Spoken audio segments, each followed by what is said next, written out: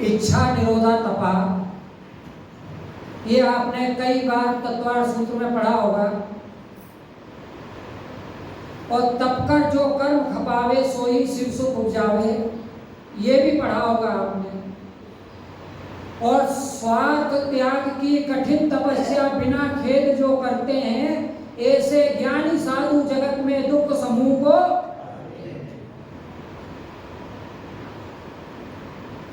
अब ज्ञानी के लिए क्या लिखा है, ज्ञानी किसे कहा है, ये भी सुन लीजिए आप छेड़ाला में कि कोटि तप तपे और ज्ञानी के छिन्माई कर्म झरे जे, और ज्ञानी के छिन्माई त्रिगुप्ति से सहज करे हैं।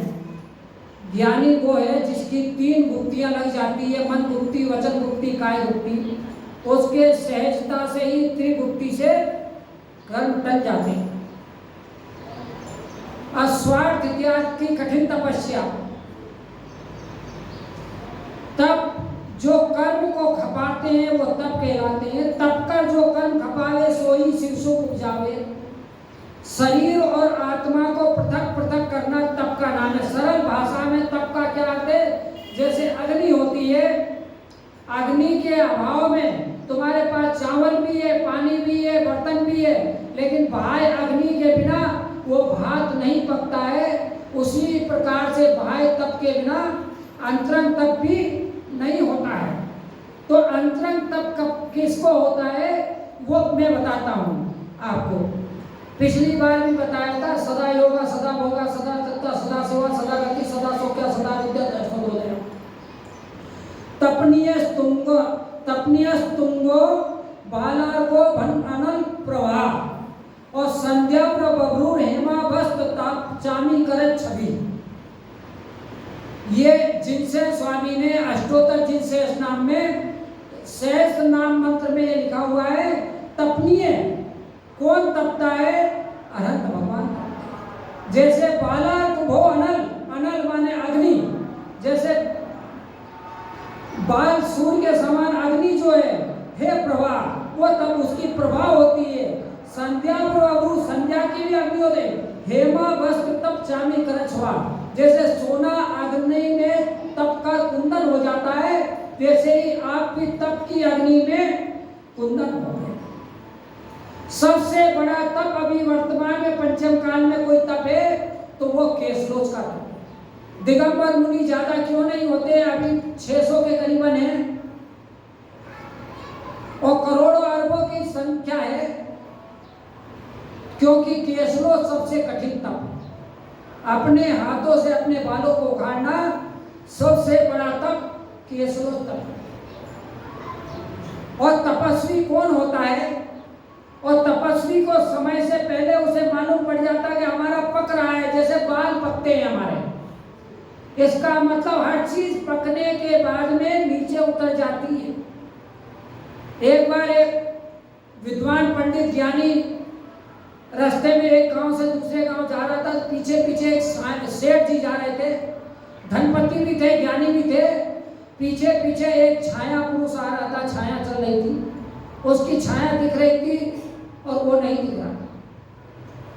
चलते चलते जब नगर का पास में आ गए थे कि मित्र आप कहाँ से आए और आप कौन हो? उसने कहा मैं यमराज हूँ और मृत्यु लोक से आया हूँ, और मृत्यु लोक के मैं सबके पास रहता हूँ। उनने कहा भैया कोई 7 कदम भी चलता है तो मित्रता हो जाती है, और मैंने आपको मित्र कहा है, तो आपका काम क्या है? मैं जिन जिन की आयु पूरी हो जाती है उनको मैं मृत्यु लोक में ले जाता हूँ।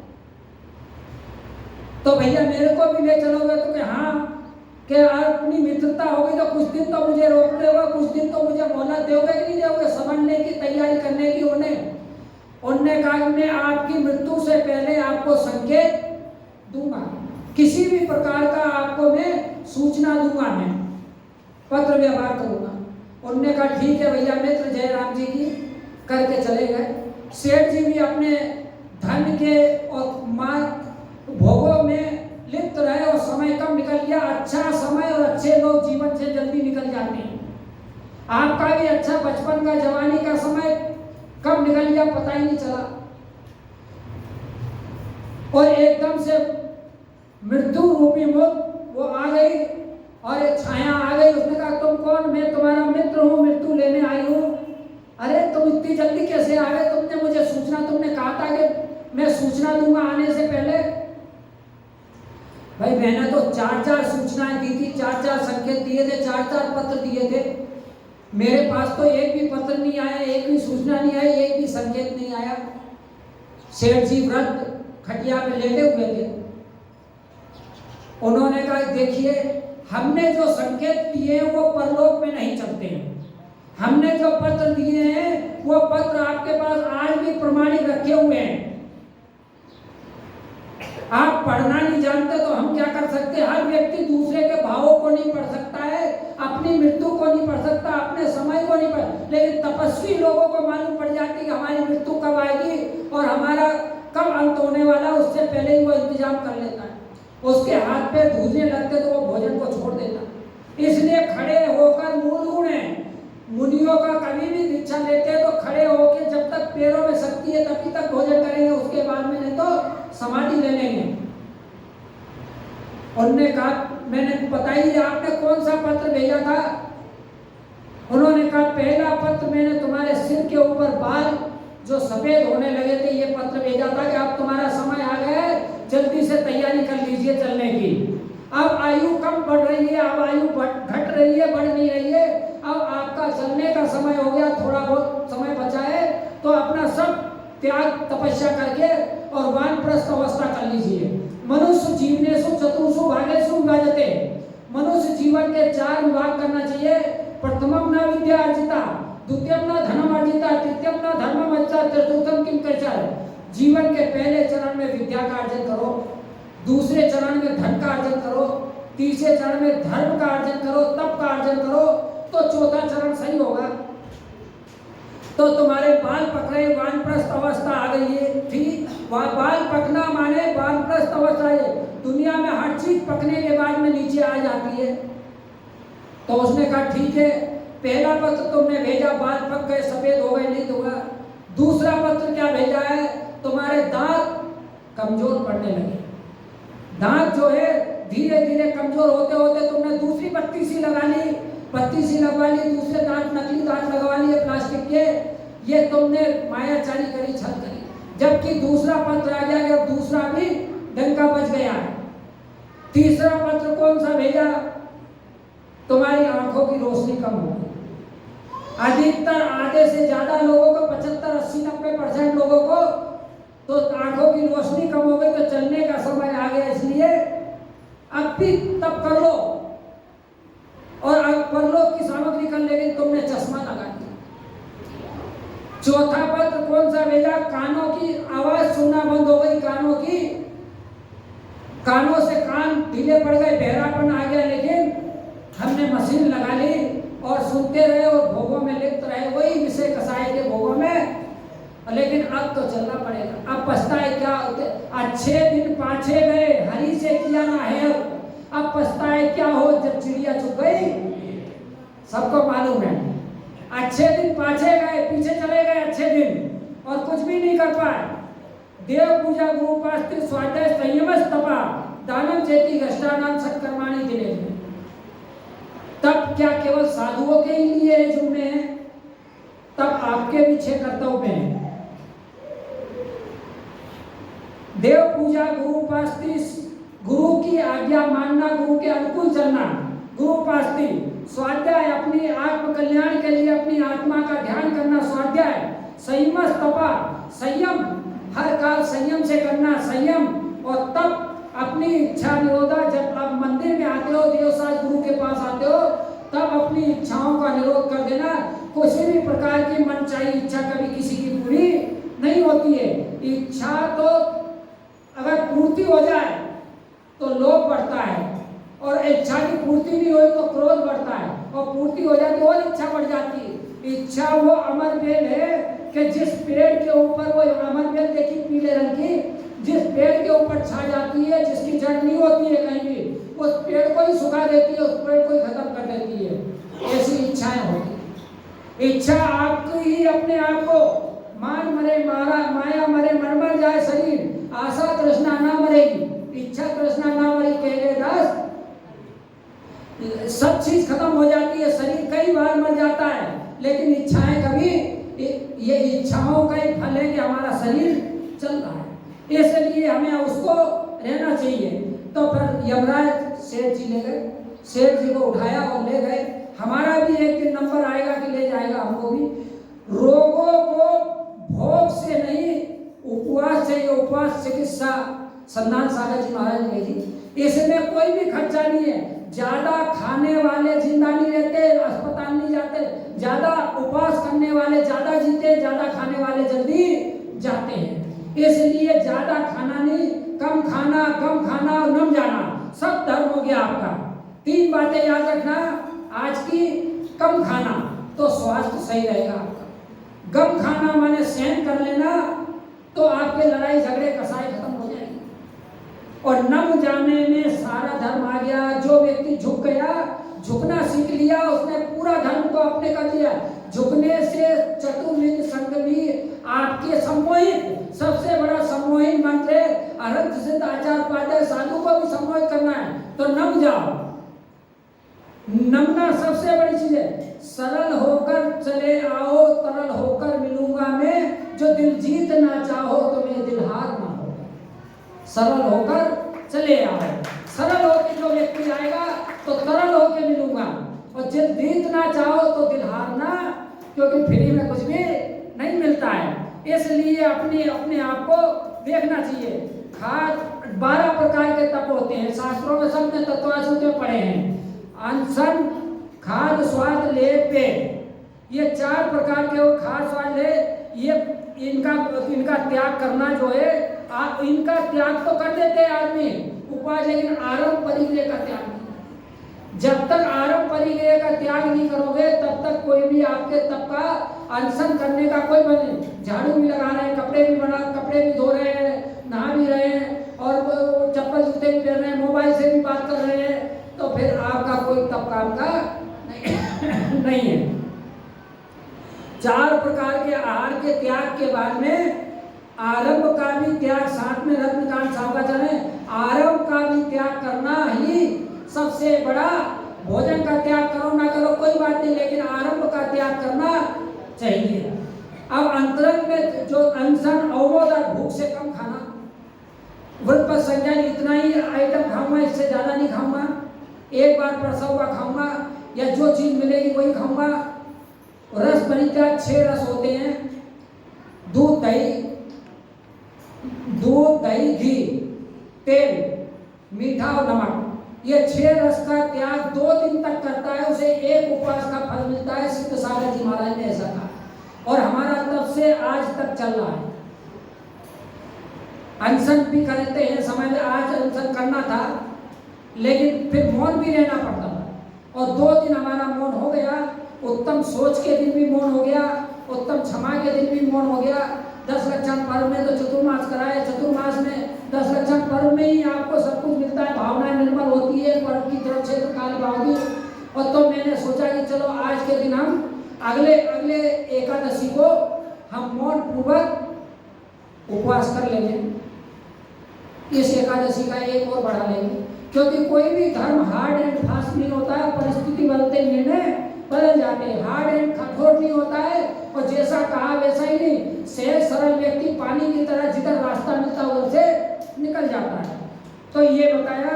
अब रस परित्याग, विविध संन्यासन, अकेले में रहना, एकांत में रहना, एकांत संवासन, जनता द्वारा और निज कार्य वसात किंचित उक्त्वा विस्मृति द्रुतम, इष्टोपदेश में लिखा हुआ है, साधु एकांत की इच्छा करे और भीड़ से बचे, जनता से बचे, और किसी का आदर न करे, और अपने एकांत में निज कार्य वसात किंचित, अपने कार्य के लिए थोड़ा बोल के जल्दी से भूल जाए, थोड़ा सा बोल के और जल्दी से भूल जाए। इष्टोपदेश में बताया है पूज्यपाद स्वामी ने।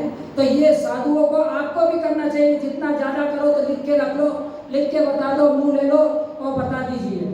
और अंतरंग तप और वियुक्तासन काय क्लेश तपा, शरीर में जैसे पंखे चल रहे हैं तो क्या तप कर रहे हो आप, तप मना रहे हो? सोचिए, आज के दिन तो कम से कम पंखे का त्याग होना ही चाहिए। ये सब तप काय का क्लेश नाम का 6 बहिरंग तप, बहिरंग तप के बिना अंतरंग तप नहीं होते हैं। अंतरंग तप में प्रायश्चित, विनय, वैयावर्ती, स्वाध्याय, व्युत्सर्ग और ध्यान, ये 6 अंतरंग तप होते हैं। ये सम्यक दृष्टि को ही होते हैं, मुनियों को होते हैं ये 6 तप, क्योंकि प्रायश्चित वही लेगा जिसने चारित्र लिया है, और चारित्र नहीं है तो प्रायश्चित किस बात का ले सकते हो आप। इस प्रकार से खाली पेट और खाली जेब जो सिखाती है दुनिया में कोई भी यूनिवर्सिटी आपको ये बात नहीं सिखा सकती है। स्वार्थ त्याग की कठिन तपस्या बिना खेद जो करते हैं, ऐसे ज्ञानी साधु जगत के दुख समूह को हरते हैं, और गुरु के सानिध्य में ही ये सब चीजें प्राप्त हो सकती है। सुबह मैंने बताया था ध्यान में, आप लोगों के पास तो समय नहीं है, लेकिन जिनने सुना 4 प्रकार के गुरु होते हैं, ये सब चीजें गुरु के सानिध्य में ही प्राप्त होती है। और 4 प्रकार के गुरु, एक दीपक गुरु होते हैं दिए के समान,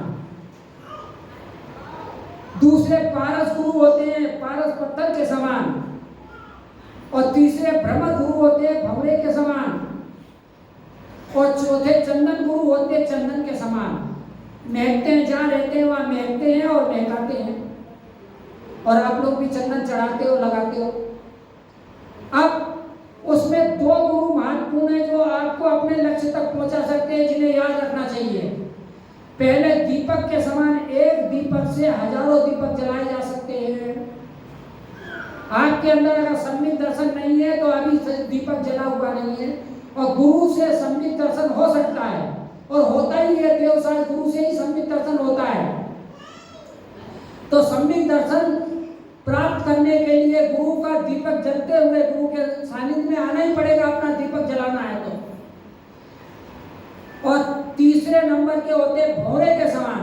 भौरा रस लेता है लेकिन किसी को तकलीफ नहीं देता, और उसके भौरे के फूल के ऊपर अगर कोई कीड़ा आ जाए तो उस कीड़े को ले जाता है अपने जहां पर भी वो मिट्टी के वहां पर रहता है, वहां पर वो भौरा, और वहां पर उसको ले जाके चोट से लगा लगा के और उसको लोड लुहान कर देता है, और उसके बाद में वहां भुर भुर भूर भूर आवाज करता है, तो वो कीड़ा भी जो है भौरे के जैसा हो जाता है, उसको टोच टोच के उसको अपने जैसा बना देता है। गुरु का भी काम है कि अपने जैसा बना लेना। विषय आशा वसा पीतो निरारंभो परिग्रह ज्ञान ध्यान तपो रद्दा तपस्वी सब प्रसन्न। ज्ञान ध्यान और तप 3 काम है साधु के, और उनका तप भी बोलता है, ज्ञान भी बोलता है। कितने तपस्वी सम्राट हुए, सरमती सागर जी महाराज पूरे चतुर्मास में 4 दिन आहार किया। नागपुर पुलक सागर जी महाराज का भी चतुर्मास था 5 में 2005 में, उनका भी था, उनका तो और कहीं था। तो पूरे चतुर्मास में 1 महीने में 1 बार आहार, मासों उपासी वो भी हुए, सुमित सागर जी भी हुए, मैंने उनको देखा। ऐसे कई साधु हैं जो 1 माह में, अभी प्रसन्न सागर जी महाराज हैं, तपाचार तप भी है। 5 प्रकार के आचार्यों के मूल गुणों में पंचाचार में तपाचार भी है, चौथे नंबर का। सोचिए आप, दर्शनाचार, ज्ञानाचार, चरिताचार और तपाचार। तो तप का आचरण करना माने उपवास रखना भी बहुत बड़ी बात है आज की दुनिया में। भरत चक्रवर्ती को 16 सपना है, उसमें एक स्वप्न में आया कि एक हाथी बोझ लेके जाए, लेकिन पीठ झुक गई, उसकी पीठ झुकी हुई है। तो ऋषभनाथ भगवान से पूछा, भगवान इसकी पीठ हाथी की क्यों झुकी हुई?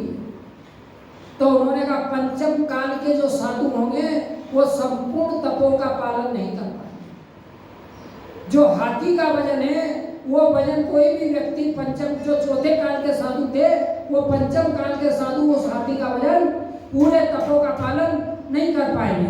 अगर हम निर्दोष है ये कह रहे हैं तो ये हमारा दम्भ है। जिनको आज ही मोक्ष जाना है वो सोच ले कि हम निर्दोष है, बाकी जैसे आचार्य ने कहा है पंचम काल में सदोष रहेगा, और कहीं ना कहीं कोई ना कोई दोष हल्का फुल्का लगता रहेगा, किसी भी प्रकार से लगता रहेगा। तो इस प्रकार से अग्नि प्राशुक करती है, जैसे जल को प्राशुक करने के लिए आप अग्नि को ऊपर रखते हो, फल को प्राशुक करने के लिए फल प्राशुक कब होता है? अग्नि के ऊपर होता है। और धूप निकलती है तो जमीन प्राशुक होती है, फल पकता है, अग्नि से धूप से फल पकता है। इसी प्रकार से भोजन आदि भी अग्नि से पकता है। तो इसी प्रकार से अंदर जितने भी कसाय हैं और पाप है, कर्म है, ये तप के बिना निकलने वाले नहीं है। इनका भी तप से ही आपको तप रूपी अग्नि से, ध्यान अग्नि कर्मणानि सब भस्मानि, ध्यान रूपी अग्नि से सभी कर्म भस्म हो जाते हैं, ऐसा आचार्यों ने लिखा। तो हमें भी ध्यान रूपी अग्नि का पालन करना चाहिए। और उसके बाद भी आप पूजा में पढ़ोगे कि तप का क्या महत्व है। आप लोग तो स्वर्ग में देव बनना चाहते हो, लेकिन तब चाहे सुरराय कर्म शिखर को वज्रे, द्वादश विद सुखदाय, क्यों ना करे जिस निज संकित सम, उत्तम तप सम माही बखाना, कर्म सेल को वज्र समाना, बस्यो अनादि निगोद मजार, भू विकल त्रे पशु तन धार, धारा मनुस्तन महादुर्लभ सुकुल आयु निरोगता, श्री जैन वाणी तत्व ज्ञानी भय विषय योगता, अति महादुर्लभ त्याग विषय कसाय जो तप आदरे, विषय कसाय को छोड़ना तप है। नर भव अनुपम कनक घर पर मणिमय कलश धरे, इस मनुष्य भाव का ऊपर कलश को रखना तो तप को करने के समान है। और वो तप उपवास ऐसा निरोग है चिकित्सा। एक ग्रंथ संधान सागर जी महाराज ने भेजा, मैंने इसको पढ़ा और पढ़ने के बाद में मुझे लगा कि वास्तव में वो तप कर रहे हैं, बहुत उपवास भी कर रहे हैं, तप कर रहे हैं। तो इसमें किसी भी प्रकार सहज रहना, धैर्य रखना, रोगी वेद औषधि परिचर्या करने वाले और परहेज करने वाले ही पांचों रोगों से दूर होते हैं। समन करना है इनका, और भविष्य में के लिए और वर्तमान के लिए नहीं खोना, यही तप का सबसे बड़ा। और जितना बने उतना अनासक्त भाव से अपने तप को करना। इसमें उपवास करा के भी, जिसमें कोई खर्चा नहीं लगता है, कोई पराधीनता नहीं है, और अपने शरीर को आप कर सकते हो, लेकिन उतना ही करो जितना कि आप कर सकते हो। अरहंतों को नमन हो, तपने वाला क्या है, तत्वों का नमन हो, और कसायों का समन हो, और मिथ्यात्व का दमन हो, मिथ्यात्व का वमन हो, और इंद्रियों का दमन हो, और स्वरूप में रमन हो। यही जीवन का परम लक्ष्य होना चाहिए, सबकी दृष्टि का परम लक्ष्य। संसार अभाव का नाम है। संसार में कभी भी किसी का भी प्रभाव नहीं हुआ है, और संसार में किसी की भी पूर्ति नहीं हुई है, कोई भी तृप्त नहीं हुआ। संसार अभाव, दूसरा नाम अभाव कहो या संसार कहो या अधूरापन कहो। संसार अधूरा था, है, रहेगा। हम अधूरे थे, पूरे हो सकते हैं संकल्प से द्वारा खाली होने के बाद में। अभाव का दूसरा नाम है। इसमें कभी किसी प्रकार को पूरा नहीं किया जा सकता, भरा नहीं जा सकता। इसको किसी भी प्रकार से कोई भी व्यक्ति इसको कभी भर नहीं सकता है। यह आदर सहित होकर निर्जरा एकांतवास की आकांक्षा करता है, वह अपने वश में होकर भोग भोगना छोड़ दो, रोग भोग से होए हैं, और योग लगाना सीख लो, रोग पलायन होए हैं। इसलिए जितना भी भोग भोगोगे आप, जितना भी खाओगे पियोगे, तो डॉक्टर के पास जाना पड़ेगा। इसलिए अपने आप को संभालना ही सबसे बड़ी चीज है। मनुष्य हीरे के भस्म के समान भस्म कर जाता है, लेकिन अपने कर्मों को भस्म कर पा रहा है। पेट के पास सब कुछ पचाने की क्षमता है, लेकिन कर्मों को पचाने की क्षमता पेट के पास नहीं है। कर्मों को पचाने की क्षमता तो तप के पास नहीं है। पेट सब नो कर्म को ना जलाते हुए कर्मों को जला देना ही तप है। दूध तप कर मावा बन जाता है, लेकिन बर्तन जो का तो ही रहता है। अंदर तप की भट्टियां जल रही है और कर्म जल रहे हैं। और यह आंखों से देखने की बात नहीं है, सावधान की बात है। सावधान रखना चाहिए। ज्ञान को ध्यान में स्थिर करना, रिद्धियां सिद्धियां अपने आप आ जाती हैं, ऐसा तप का भंडार कहा है।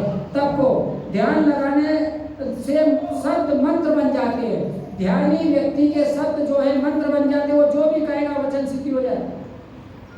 1 घंटे के अंदर पानी गिरे तो ज्येष्ठ की गर्मी भाग जाती है। उसी प्रकार तप बार बार तप प्रारंभ हो जाए तो अनंत काल की गर्मी भी कर्मों की भाग जाएगी। इसलिए कर्मों की गर्मी को भगाने के लिए हमने आज के दिन ये किया है।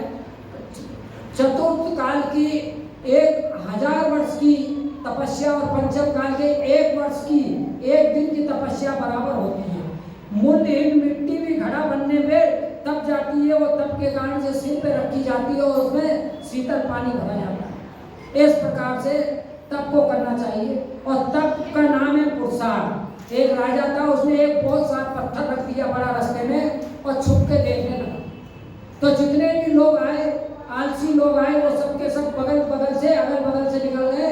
लेकिन एक किसान आया गांव का और वो सब्जी बेचने, सब्जी की टोकरी बगल में रखी, या सबको परेशानी पड़े बगल, तो सरकाया नहीं सरका, तो बार बार कोशिश करके उसको सरकाया पत्थर को, और पत्थर को सरकाते सरकाते किनारे पे ले जाकर एक तरफ रख दिया। उसके नीचे से पोटली मिली, पोटली के अंदर उसमें हीरे थे और उसमें एक पर्ची लिखी थी, ये तुम्हारे पुरुषार्थ का, मेहनत का, तुम्हारे तप का, तुमने अपनी इच्छा रोककर और दूसरों का कार्य सिद्ध किया, तो ये तुम्हारे लिए पुरस्कार के रूप में। उसका हमेशा की दरिद्रता। एक कोयला था, राजा ने कहा मंत्री से, इस कोयले को, काले रंग का होता है कोयला, सब जानते हैं, इसको सफेद करो। उसने कहा भैया ये काली चीज सफेद कैसे होती है, ये तो बाल है जो अपने आप सफेद हो जाते हैं काली चीज, लेकिन कोयले को सफेद करने का क्या रास्ता है। बेटा 7 दिन का समय दिया, दिगंबर गुरु के पास गया।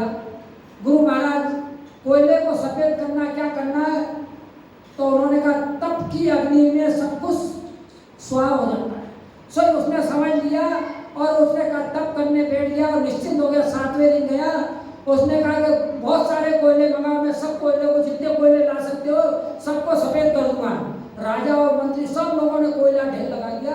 उसने एक माचिस की तीली लगाई, मिट्टी का तेल डाल के, और सारे कोयले एकदम से अंगार जैसे हो गए, लाल हो गए।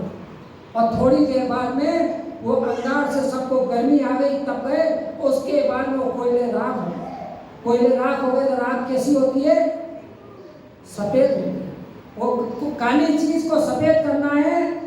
ऐसे कर्म भी आपके काले हैं, का से नाम रखा है, उनको सफेद करना है। तो तब ता का अर्थ है अग्नि, और ता का अर्थ बहुत सारे हैं, और तब का बहुत सारी चीजें हैं। तब से कुंदन बनता है, शरीर आत्मा को पृथक करता है। और जैसे तप है, तपा है, अग्नि है, उष्णता है, ये सब तप के ही पर्यायवाची नाम है। तेज है, ओज है, ये सब तप के ही पर्याय हैं। ओजस तेजो विद्या रत्नकांड श्रावण है, ये सम्यक दृष्टि का ओज, तेज, विद्या, ये सब अग्नि के ही पर्यायवाची नाम है। और आप लोग भी साल में एक दिन, जैसे कल धूप दशमी थी तो अग्नि जलाई थी, और अष्टकर्म को देने का कल एक दिन आपने कर लिया था, कल जल गए कर्म। आप 360 दिन तक हमें कर्म जलाना नहीं है, आप तो केवल परंपरा निभाना है।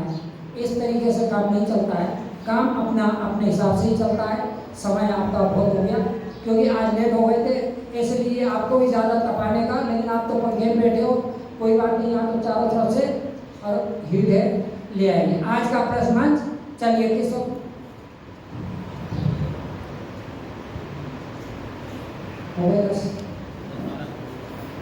बुलाओ, किसको बुलाओ, कौन देगा।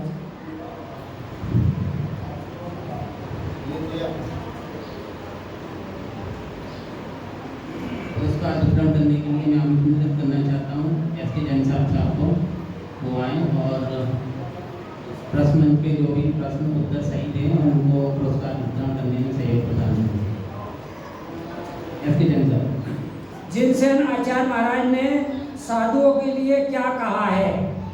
जो भरत चक्रवर्ती ने स्वप्न का पूछा था आदिनाथ भगवान ने, तो क्या कहा है। पंचम काल में साधु कैसे होंगे, सीधी सी बात है।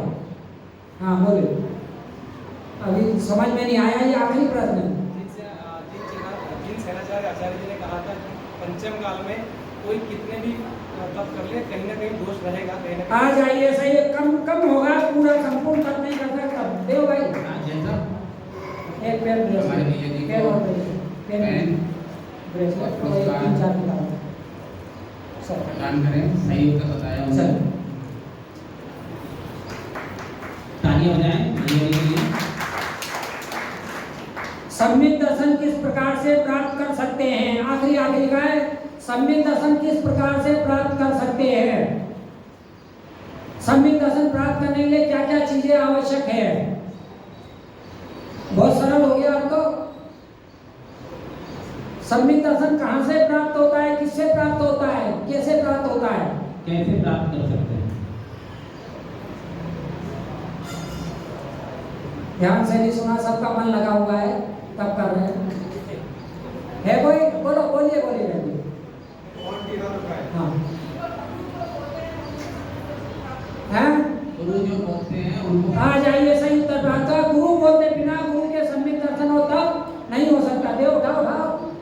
जैसा हमारी आंटी जी के लिए बहुत बहुत तालियां बजाएं। चलिए, बहुत अच्छा।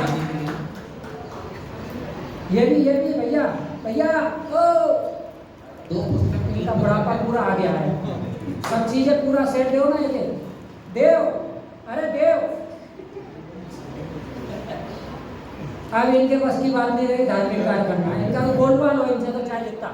अब पूरा सेट उठा लो, एक सेट बना लीजिए, रखिए। वो अब समझ में नहीं आता। एक पेन और एक। देखो 4 प्रकार के गुरु होते हैं। अभी गुरु पे आया तो 4 प्रकार में से 2 प्रकार के गुरु कौन से होते हैं जो उपयोगी है आपके लिए? बोलिए।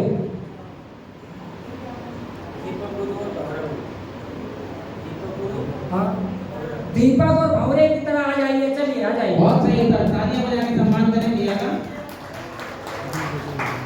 बहुत सही उत्तर दिया।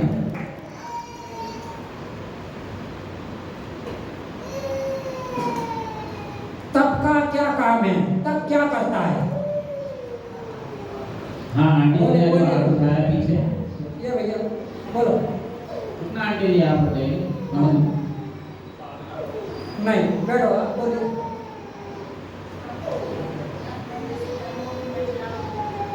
नहीं तब करना से नहीं, ये नहीं। ये तप का काम क्या है?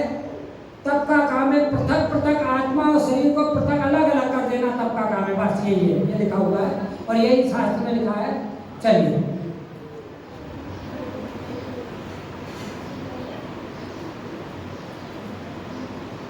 कर्म को तपाने की क्षमता किसके पास होती है? हाँ बोलिए बेटी, बोलिए। आ जाइए, सही है। साधुओं के पास होती है, मुनियों के पास होती है और ज्ञानियों के पास होती है। ज्ञानी साधु एक ही बात है। बिल्कुल सही उत्तर, आंटी जी के लिए बहुत बहुत तालियां। वर्तमान में कौन सा तप सबसे कठिन है? 12 तप में से वर्तमान बोलिए। वो आपका हो गया हो गया हो गया। हाँ बोलो बेटा, बोलिए। Case launch. आ जाइए, सही उत्तर प्राप्त हुआ। सबसे कठिन तप है, पढ़ना एक बार, बहुत अच्छी है ये। सही। यमराज ने सेठ जी को 4 पत्र कौन कौन से भेजे थे? बस खड़े हो जाओ, बोलो बोलो। हाँ पीछे से आंटी जी। हो गया आपका तो हो हो गया। गया। हाँ बोलिए। हाँ बोलिए। सबसे पहले बाल गाड़ना, हाँ बाल पकड़ा, हाँ हाथ गाड़ना, हाँ फिर कान, 2 हाथ की रोशनी का बोला, हाँ। 14 कान की। आ जाइए, सही बिल्कुल सही उत्तर। उत्तर। एसपी जैन साहब पुरस्कार प्रदान करेंगे अरुण साहब को। अरुण जैन साहब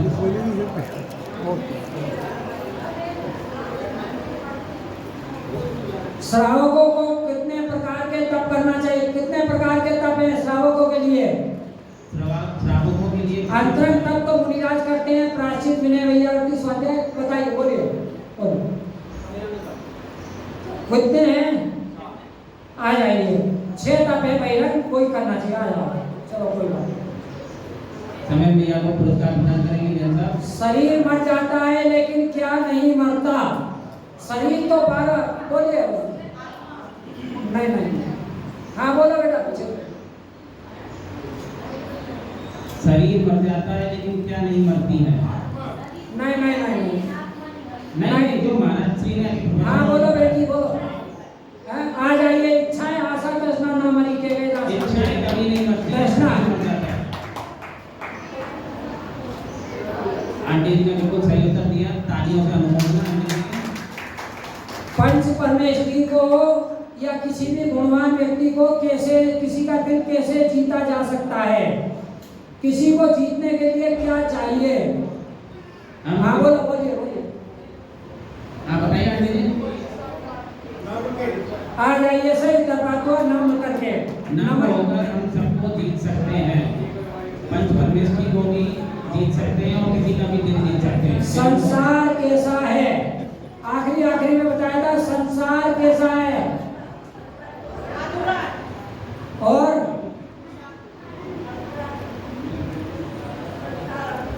अभाव है। आ जाइए, सही, अधूरा और अभाव है। संसार का कभी भी भर नहीं सकता है, कोई भी नहीं भर आंटी सकता। जी की ज्ञान की बहुत बहुत अनुमोदना, तालियों से सम्मान। 6 रस बस, ये आखिरी हो गया, दे दीजिए आखिरी में। चल ये छोड़ दे और दे दीजिए। 6 रस कौन कौन से होते हैं जिनका आप लोग त्याग करते हो? हम तो साल में एक बार ही करते हैं, आप लोग 6 रस बोलिए। दूध, दही, हाँ शक्कर, हाँ तेल, हाँ नमक। हाँ, बस 5 ही हुए। बैठ जाओ आगे। 6 हाँ बोलो बोलो। दूध, दही, घी, तेल, नमक, शक्कर। आ जाइए, सही बात है। बहुत बढ़िया, बहुत अच्छा प्रश्न का जवाब दिया हमारे टीचर भैया के लिए बहुत बहुत तालियां। ये आप क्या करना चाहिए? ओम ऐं उत्तम तत् धवलंगाय नमः।